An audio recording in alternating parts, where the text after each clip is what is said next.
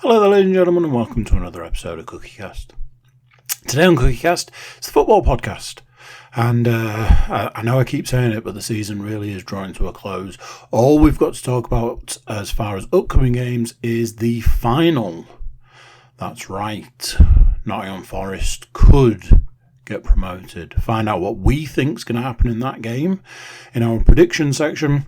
We've got news and anything else that's going on in the football world. Before we get started, while I've got you, please do consider like, share, subscribe and comment. And if you've got a second, please do consider leaving us a review. Let us know how you enjoy our podcast. Big help to the podcast, big help to us. Lets us know what we're doing right and where we can improve. So, this is it. Let's get going. Let's find out what we think is going to happen in the final. This is CookieCast, the football podcast.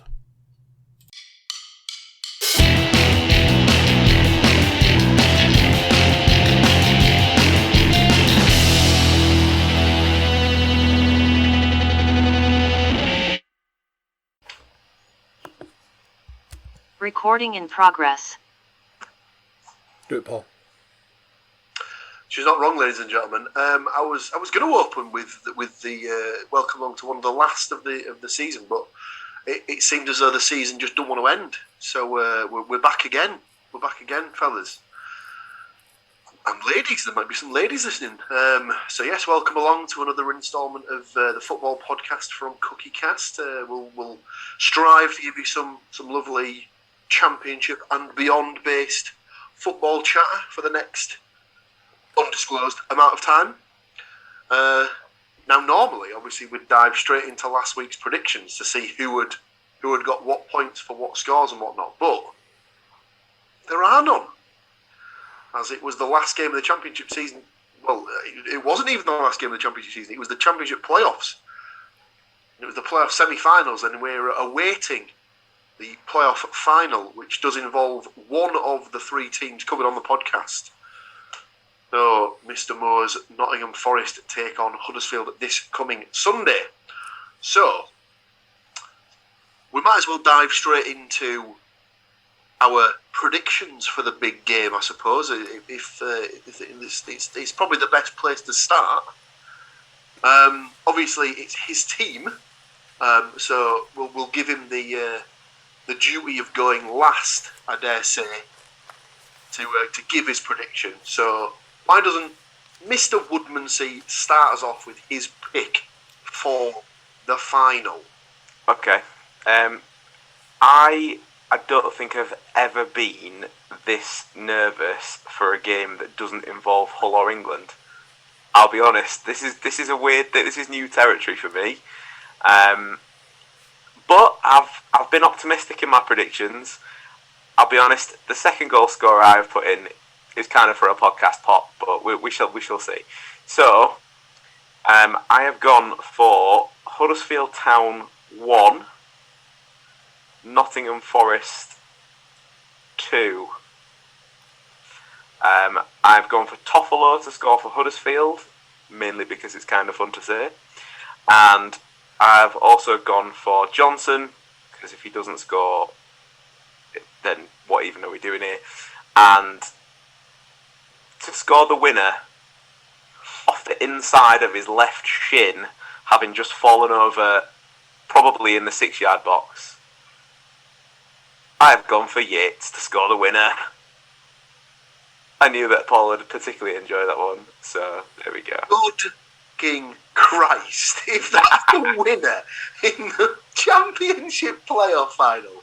Oh God! You can just see it happening. You can just see it happening, can't you? There are worse players that have scored probably as important goals, I would say, maybe. And it's that age-old thing of, like, when your team's at Wembley, like, I'd say 9 times out of 10, but obviously your team might not be there often. But I would say that, like, it really throws up some odd goal scorers sometimes, for whatever reason. Like, my experience would be the FA Cup final. Who would have thought that Curtis Davies would ever be on the goal scoring list for the FA Cup final. That weird. So Oh, he wasn't. It didn't. James Chester scored in the same game as well, didn't he? see, case in point. Who would have ever thought that Hull would score 2 goals in the FA Cup final and both would be scored by centre halves? Mm-hmm. So that was my case in point that it will. I think will throw up an odd goal scorer, and he, albeit, and I will obviously ride that Championship Team of the Season label at this point in time. But I think it would be a bit left field for a final. So that was why. The last time Forest were at Wembley and won, they won the Makita Tools Trophy against Southampton, and Scott Gemmell scored a brace. I mean, what a random kind of... I mean, it's the trophy that everyone strives to win. So, Mr. Cook, give us your pick. So, I'm almost a little insulted that you've even asked me. Because if you think that I am straying away from a formula that has done not only myself, but Nottingham Forest well this season, you are very mistaken. Huddersfield Town, Bagels, Nottingham Forest, Deuces, Johnson, Zinkenegel hasn't scored for about 1 million years, so, you know. But it's not about that, because I was going to put somebody else down. But I was like, if you think I'm straying away from this formula now, when Forest need me the most, no, sir. I'm all over it. If it gets to 1-1 at 85 minutes, Andy's going to be on the sidelines at Zinkenegel like this. Come on.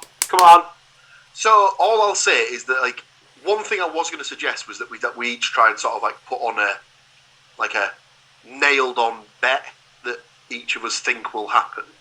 So obviously I'm going a bit early on this, but Stu said there, if it gets to 85 minutes and Zinkenegel hasn't scored, mate, if it gets to 85 minutes and Zinkenegel's on the pitch, I'll give you all the money in my bank account. So the last, if you go through the last 10 games that he's played, I don't think he's finished a single one. So he always gets taken off. So I would imagine that he won't be there after 90 minutes. Well, this far away from the last payday, I shall look forward to my prize of £6.87. So, yeah, unfortunately, what I didn't tell you is that I'm actually overdrawn at the moment. So you will need money. So yeah, if you can just make that zero balance by the end of the day, that'd be amazing. So obviously, like we said, we'll leave Matt to last as it's his team. I'm going to pick up what Stu was putting down. I will go 2-1 Forest as well, but with the caveat that I believe it will happen after extra time.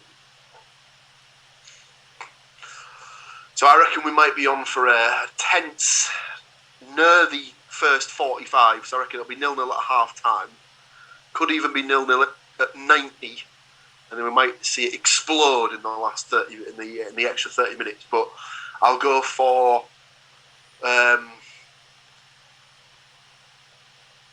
Rhodes to score for Huddersfield.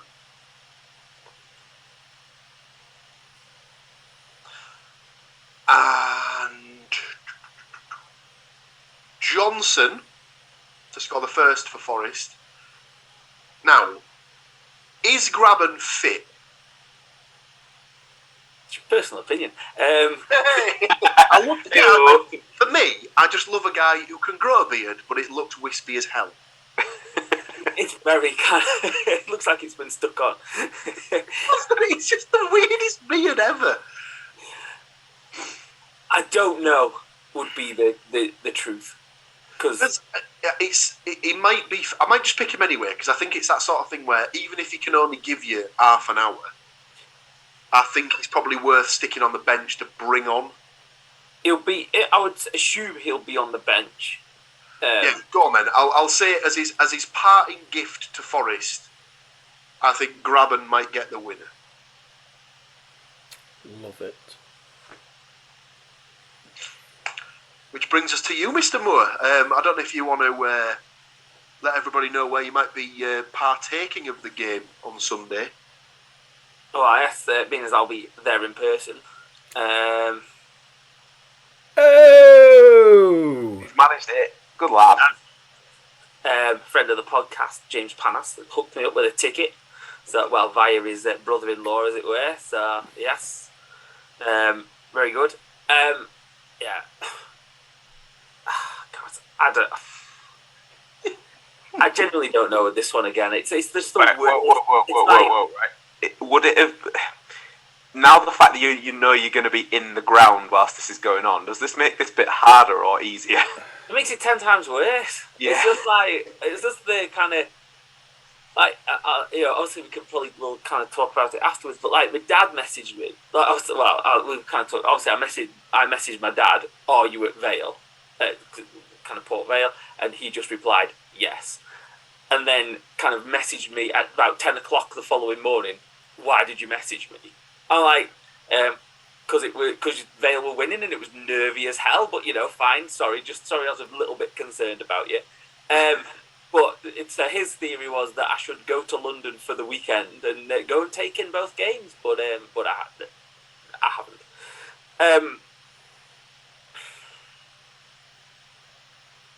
I don't know. Like, looking at the two scores over the season, it's been really close between Forest and Huddersfield, like all the way. So I've gone 2 each. Do it to yourself. It's gonna be though. I think it's gonna be brutal. Toffolo and Rhodes for Huddersfield.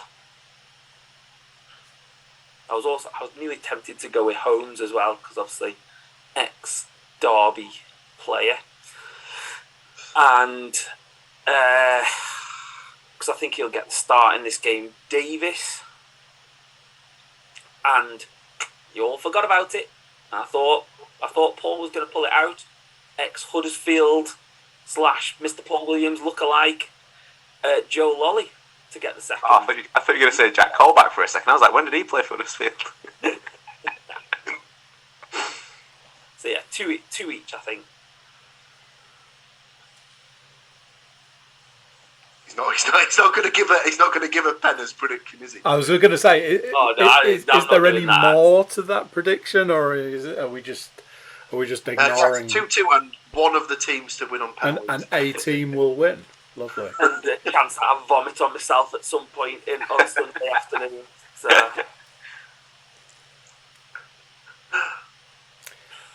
There it is. The final prediction for the season. Well, potentially. Obviously, today at 2 p.m. was the announcement of the England squad for the June UEFA Nations League fixtures. So England have 4 games in the space of about 8 days, I think. Maybe it's a bit longer than that.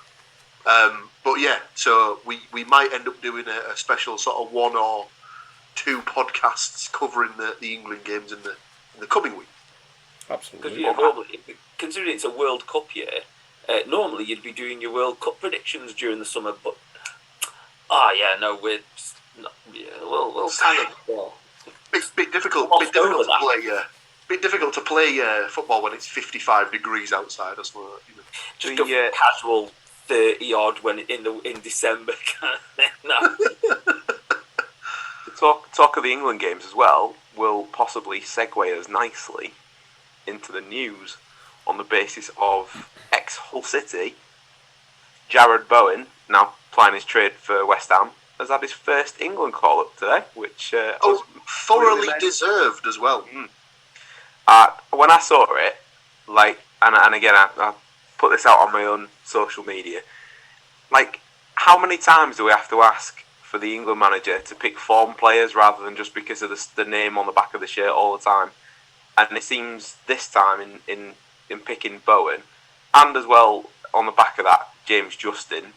I saw that. So for anyone listening and not viewing, this would be a perfect time to go and catch us on the YouTubes, as Mr. Moore has just showed up a picture from the BBC Sport website of Jared Bowen as a Ute with his face painted with the St George's Cross, wearing his England shirt. I want to say that shirt is from like the 2002 qualifying run. Well, he's only young, and he's only like early 20s, I'd Yeah. imagine. So I would presume it's possibly even later than that. It might even be like 2004, 2006. But yeah, so he's 25. He scored 18 goals and provided 13 assists for West Ham this season. And I saw a stat get thrown up earlier, obviously because we know that the Premier League particularly like to talk about young English players and how much that will add to their value.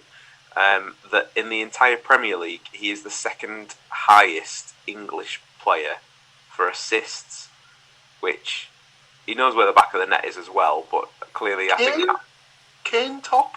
Kane is top, correct. So I think that does lend very well to the way that the team will set up. And I mean, the Nations League thing, yeah, great. Like, they've got a bit of competition, but essentially it's still a friendly, and it gives Southgate time to kind of try out any differences. So I'm absolutely made up for him. And the only thing I'd not so much worry as such is that I don't necessarily think West Ham play the same system that England do. So I don't know where he sort of fit really, because if they play the 4-3-3, is he sort of like suited to playing as like out wide? I don't know. Would he not? Hey, come on. He's a guy that was listed as a striker that played for Hull for quite some time. I told you before, when we get strikers, we make them into right wingers. So I'm sure he'll be absolutely fine. Yeah, it's a good point. But it's better than what happens if you're a striker that gets signed by Middlesbrough. So obviously, any footballers who just happen to be listening to this who were in talks with Middlesbrough this summer, if you've ever scored 20 goals in a season before, get ready to never do that ever again whilst you're wearing a Middlesbrough shirt. So, we are now officially the club with the longest barren spell of a player scoring 20 league goals. It's not happened since '91, I don't think. Wow. Okay. just to tie off the Jared Bowen thing, that he was in contention in March, but he had a fractured foot at the time. So good on him as well for like persevering after the injury and sort of hitting the form that he has. So yeah, absolutely. Is that? So there was that. There was, I think, the other sort of like big name in the squad was Fikayo Tomori, who's just won the league out in Italy with AC Milan, and he's been getting rave reviews all season. So I think there was a lot of people that were happy with that call up. As the centre half positions are not the strongest for England, shall we say? I know that Harry Maguire's he's always done well in an England shirt and things like that, but his club performances this season have left a bit to be desired, shall we say? I was just about to say it's not all good news, because Calvin Phillips and Kieran Trippier are also in the squad. The Calvin Phillips one is just strange to me. I know he played well at the Euros. That's fine. He's barely played this season, so I don't know if he's put him in the squad as an idea to get him fit for the new season. I can only presume that's part of the thinking, but it's a strange one for me. I think it's that kind of thing of keeping people around, isn't it? Whereas instead of going to him, sorry mate, you haven't played for the best part of 6 months or 4 months. You're just going to give the time off to recover. Yeah, it's the same with Trippier, because he turned up at Newcastle, scored a goal, probably got injured, and then came back in the last game of the season or something like that. So you feel like saying sometimes it's okay if they don't play. The world's not going to crumble, and they're not, or if that player is that insecure that not being picked for the squad to play in the League of Nations or whatever it's called, Nations League or something kind of thing, some kind of name they seem to have stolen from Attitude Era WWE. Then you really need to have a look at yourself, because unless you're like Harry Kane, who wants to score more goals than every other England player of all time in double the amount of games of any other England player, then why are you bothering, kind of thing, to be honest. If you were worried about Matt sitting on the fence after his 2-2 prediction, he's firmly off that fence now. Lovely. The other thing actually about the England squad is, I mean, it was very kind of Gareth Southgate to save the feelings of one player who hasn't been picked. On rather than saying we've not picked you because you're shit. Jordan Henderson has been left out due to his increased workload this season. Okay. Controversial opinion time. Would probably have rather had him in the squad than Phillips. I mean, if there's the option to have neither, I'd be there. I mean, that would be the ideal situation, but I think just based on minutes played, I think he warranted a place in the squad more than Calvin Phillips. Mm.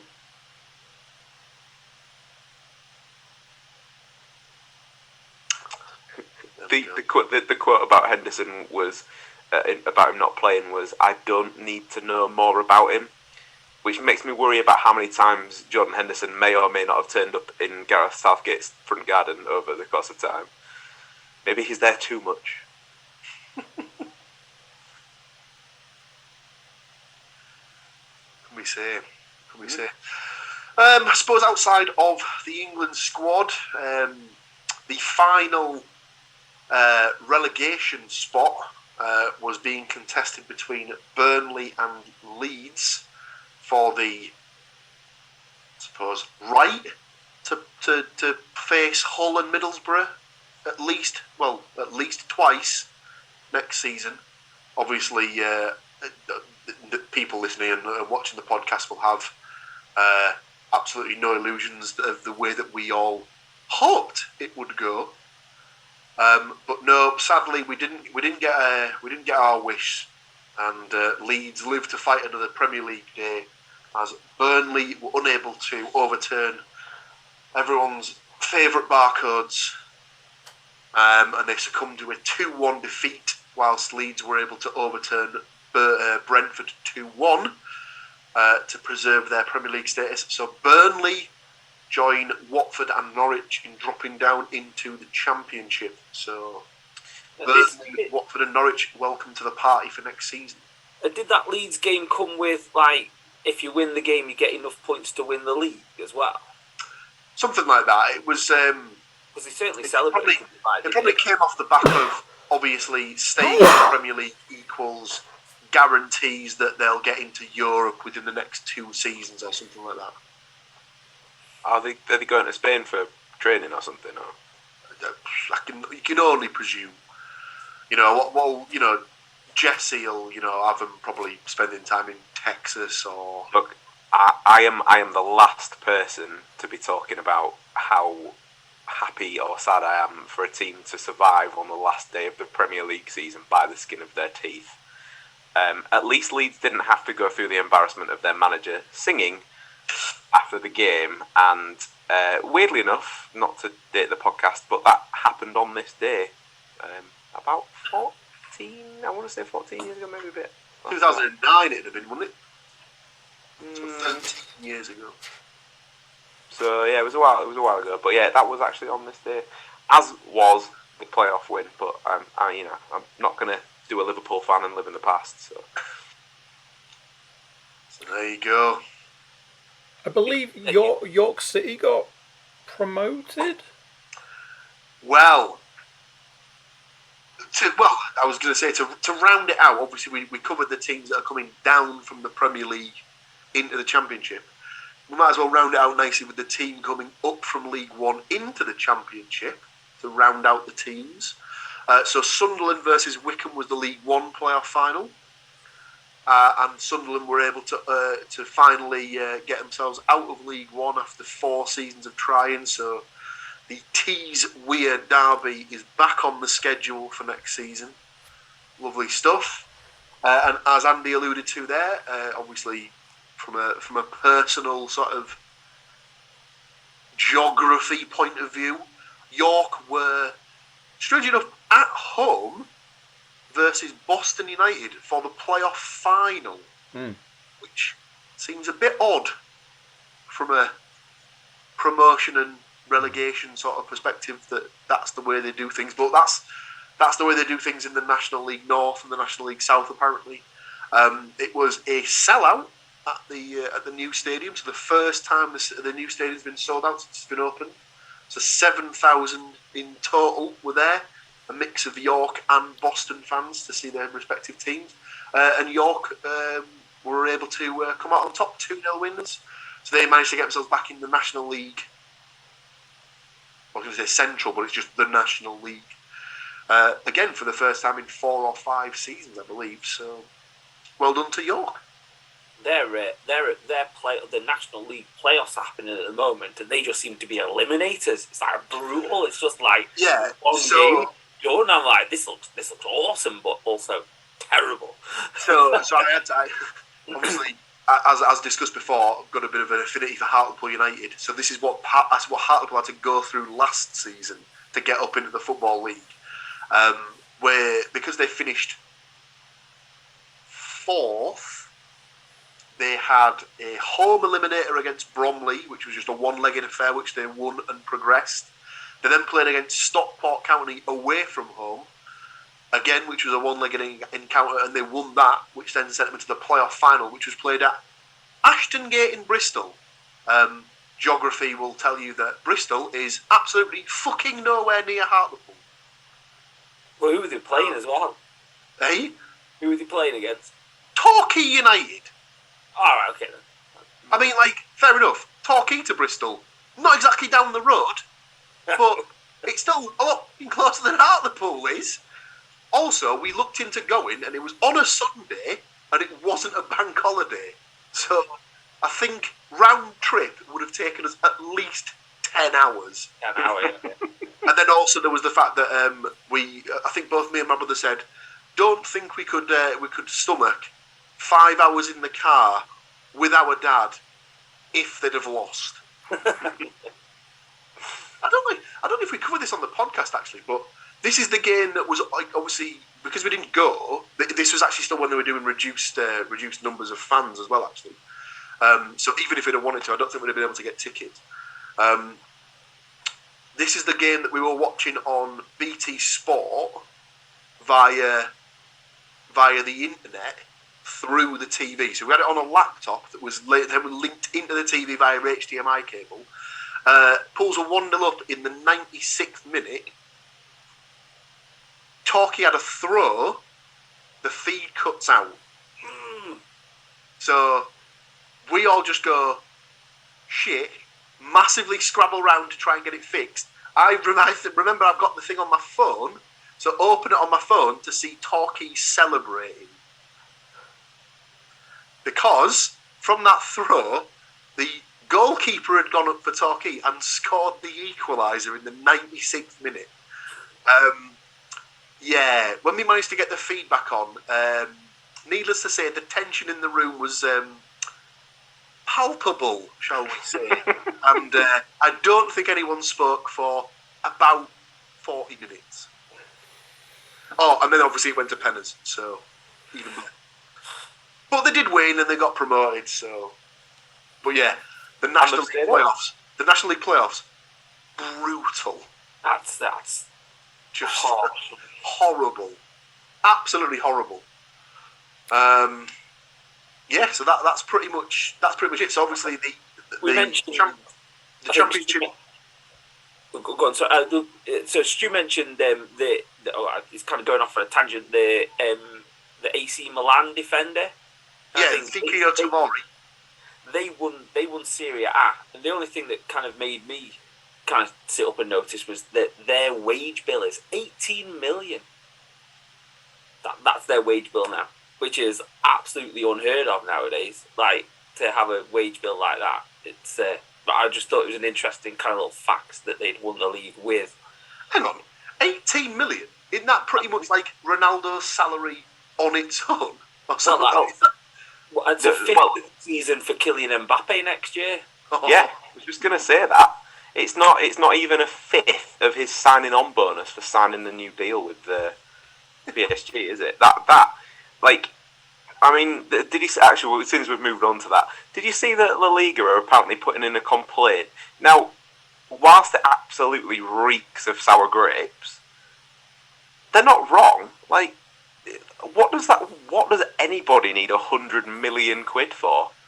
I don't think it's that. It's not that as much as it, for me. It's the fact that he's basically been told if you stay, you can have a hand in club decisions. Yeah, it's like what? I'm not, like, I think I sent this to you. Like in terms that I would understand, in terms of the people who might listen to Getting Over would understand. He's basically just fucking Hulk Hogan to PSG. Like, he's gone full 1990s, early 2000s WCW Hulk Hogan on PSG. That doesn't work for him, brother. Exactly. Can you imagine him, though, wandering around the stadium or the training ground singing "Sacked in the Morning"? The manager will be like, "Oh shit," kind of thing. Or the sporting director, which apparently is also kind of, he's got. Can you imagine it though? Yeah. It's crazy, isn't it? It's absolutely unheard of. I think this week, lads. I think Lionel's going to take the pennants. Is that all right? No. He just sat at the back of the training room. Like, why are all the shirts got Killian's name on the back? Well, lads, this week I thought we'd just advertise me for the entire 90 minutes. Is the obviously that would be in French, but you know I'm not that bilingual. So something else I'd seen mostly through social media, and no surprises why that is. Wrexham went to the final.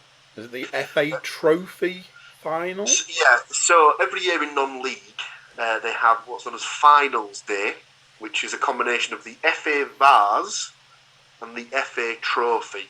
The FA Trophy is a tournament for all of the non-league teams in, I think, tiers 5 and 6, or 5, 6 and 7. And then the Vase is anything below that. So the Vase is pretty much entirely made up of like amateur and semi-pro teams and things like that. So I'd have to go through the list of teams that have won it, but it seems to have been quite a popular trophy for teams from the North East to have won the FA Vase. It's been won by North and South Shields in the last 10 years, I think. It's been won by maybe Whitley Bay have won it a couple of times, I think. But it's always, more often than not, it seems to have North East teams in the final. Not this year though, sadly. But yeah, this year it was in the FA Trophy. It was Wrexham versus Bromley, and I haven't seen the game, but I believe that Wrexham had a goal. They scored a goal that later got chalked off by VAR. So this was the reason. This was the reason I saw it. The reason I saw it was that the two owners, who some people might know their names, and their wives were tagged in a post that went along the lines of, somebody might need to explain the offside rule to them before they celebrate like they've won. Because they were going ballistic when that goal went in. Someone did say that it was something like, are they filming?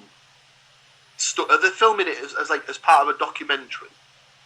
So have they, like, since they've taken over, have they like employed a film crew to just film? It wouldn't surprise me. Yeah, it wouldn't surprise me. Because I think what someone was saying was that obviously they'd put that tweet up about the fact that obviously they were celebrating the goal and stuff like that, and then it was like, oh, imagine having a go at people who are like, you know, you've invested so much money in this team to like sort of like do your documentary and then think, oh yeah, we've got an excellent ending to the documentary here, so then only find out, that goal doesn't count. But they're still in with a chance of getting promoted. Obviously, they finished second in the league, so they're not playing tonight, but they will play Grimsby, who won their playoff eliminator last night against Notts County. Notts County just cannot catch a break in this league. They always seem to get knocked out in the playoffs. So Wrexham versus Grimsby will be the one-legged playoff to see who gets into the playoff final, and I think that's on Saturday. So they will have a chance to get back to the playoff final to get back into the league. So maybe they will get that fairy tale ending, and maybe the loss in the other game is like the bump, the dramatic bump in the road. Yeah, maybe. The only the sad thing is the fact that it's the playoff final, but it won't be at Wembley. I don't actually know where it is this year. It's not at Bristol, I don't think. Out to Hebrides. Yeah, do you know what? Wouldn't be surprised. I think someone had put on. It was a bit ridiculous that of the 6 teams that were in the mix for the playoffs, I think 4 of the 6 were based in the north. Oh well, they were either northern or East Midlands, and then you had Wrexham. And they've put the playoff final somewhere that's not in the middle of any of them. So like Norwich or something. I think it might even be Ipswich actually. I'll have to find it now. Talk amongst yourselves. That is an absolute knacker to get to. Well, whilst Paul is investigating, should we possibly take this opportunity to take a very small break? Even better. Yeah, we can. I'm sure we can fit a break in. So stay tuned. We'll be right back. Recording in progress. That's right, ladies and gentlemen, we're back at it. And just to wrap up the very loosest of loose ends that we did just before the break, Matt was indeed correct. The National League playoff final of the season will be played at West Ham's London Stadium. From a news perspective, I think the only other sort of thing that obviously really happened was the end of the Premier League season. We obviously covered who went down, but the team that was going to win it was still up for grabs. So it was obviously between Manchester City and Liverpool. Liverpool aiming to get on for their quadruple. Stu's got a point to make here. My favourite point of the entire weekend, obviously not to football wise, not to spoil what Paul's about to say about who won, was actually a message on social media from Jason Manford. Said, "Do you reckon somebody sat in the car park at IKEA Warrington with the Premier League trophy right now?" I was like, yeah, that's probably a good point. I mean, if they're anywhere, they're literally.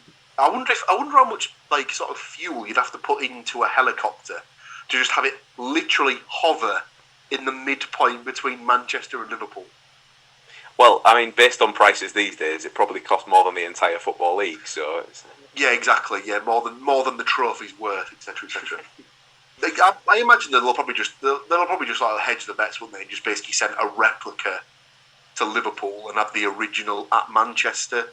They have replicas in Manchester anyway because of the football museum, because I have held it. So obviously, yeah, like we said, it went into the last day with Man City needing to equal Liverpool's result to finish the game, to finish the season as champions. They had the worst possible start as they were 2-0 down with 75 minutes gone.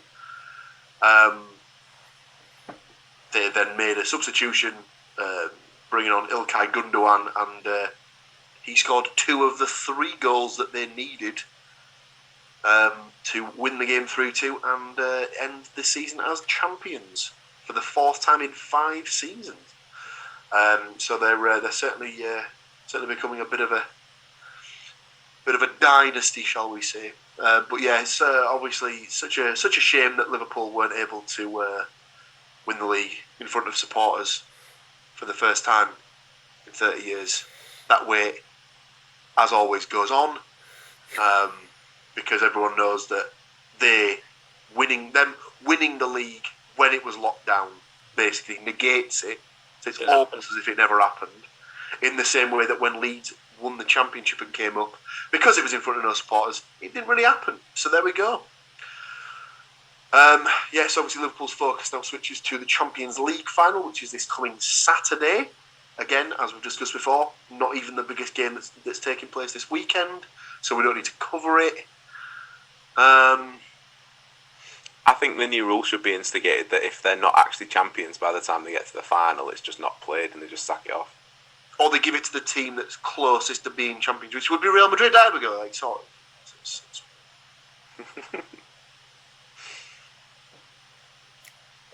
That's all I've got really, unless any of the lads have got anything to bring up. Looking ahead, Hull have had their first 2 pre-season games, or maybe not their first, but certainly the first 2 in the book pre-season games confirmed. Do we dare suggest that one of them may involve a Turkish club? You, sir, will be entirely wrong. Yeah, apparently. Is it against North Ferriby United? No. Damn. Although I'm pretty sure that will also happen. But they are due to be playing at Sevilla, actually out in Spain. It's been reported that they have booked the same hotel that Bournemouth had for their pre-season from this past season. So, good omens and all that.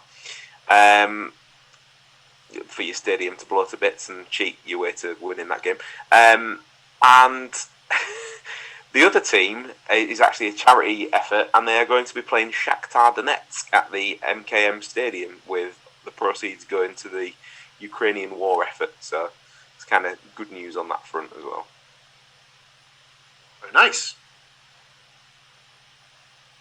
That's it. There's nothing really else happening.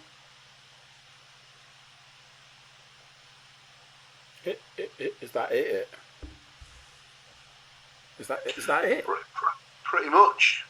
If you listen hard enough, you'll hear the nerves for the weekend coming through. But other than that, the only thing I've got to sort of finish on really is a sort of a humorous mishappening, so to speak. Well, no, it wasn't a mishappening, was it, Paul? Let's be fair. Well, I mean, it happened on the BBC News channel, on their news ticker, where apparently it changed from an update around China to the following phrase flashing along the bottom of the screen: Manchester United are rubbish.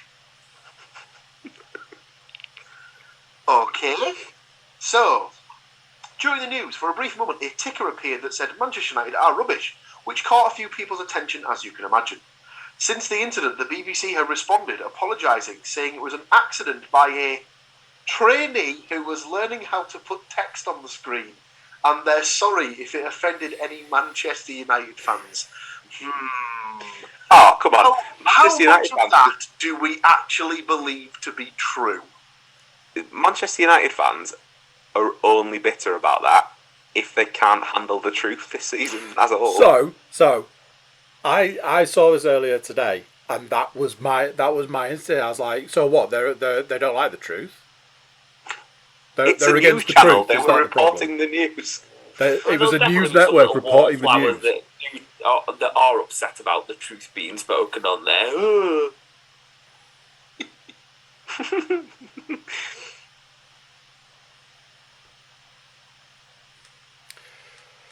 Yes, it made me chuckle to see. So there we go. That is kind of that. That is kind of this. We will return to discuss one way or another the outcome. There might only be 3 of us here. We don't know. Obviously, that could go both ways. I was going to say that's because Matt's on the 7-day bender. Well, it's that thing, isn't it? It's a bit similar to if you pass your driving test, you're not allowed to drive back from the test centre.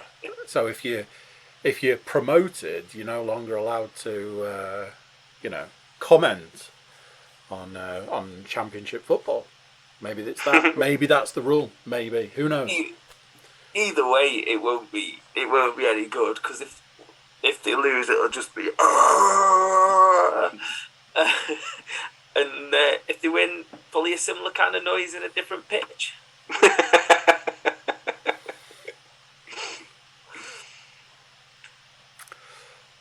And there was the mention of more football further down the line. Obviously, it's not the end, but it's close to the end. So I will thank you, gentlemen, for taking me and these lovely people through the season. Not just the sometimes murky waters of the football world, the season. It's a happy sad. It's a sad happy. It's one of them. Obviously, we'll be back. We'll be back to talk more football before the end of the season, and we'll be back to talk more football in the new season. But until then, it's goodbye from these gentlemen here.